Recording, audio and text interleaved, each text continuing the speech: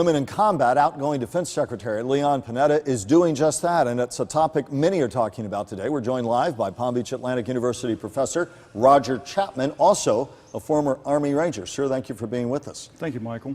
Your thoughts, both as a former Army Ranger and now as a history professor, on the ramifications of this announcement?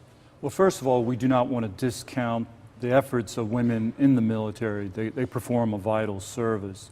But I think three questions should be asked. The first question is, what is the motivation behind this change? From what I understand, it's part of a group called DACOWITS, and it stands for Defense Advisory Committee on Women in the Service. And so, and the people who are part of this advisory committee are not on active duty and supposedly do not even have the relevant military experience. Let's cut to the chase. Do you disagree with the decision? Yes, I do. Why?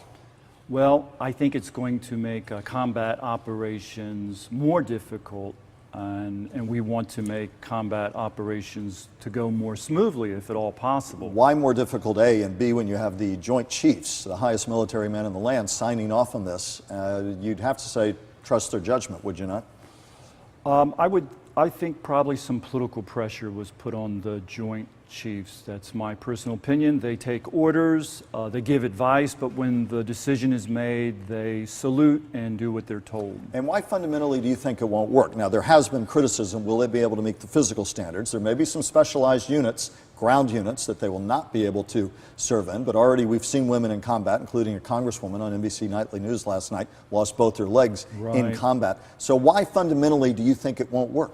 Right, and again, we don't want to discount the effort, so Representative Duckworth is to be saluted in all sense.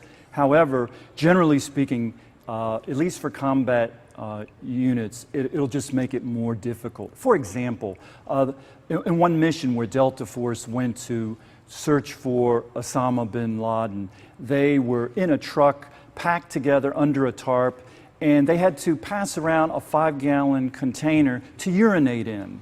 And they're like packed like sardines in this situation. An opposing point of view on a debate that may go on, but nonetheless the decision's been made by the Defense Department. We'll continue to follow up with you and others and supporters of the new policy. Thanks for a different perspective today, Professor. Thank you very much. Kelly, back to you.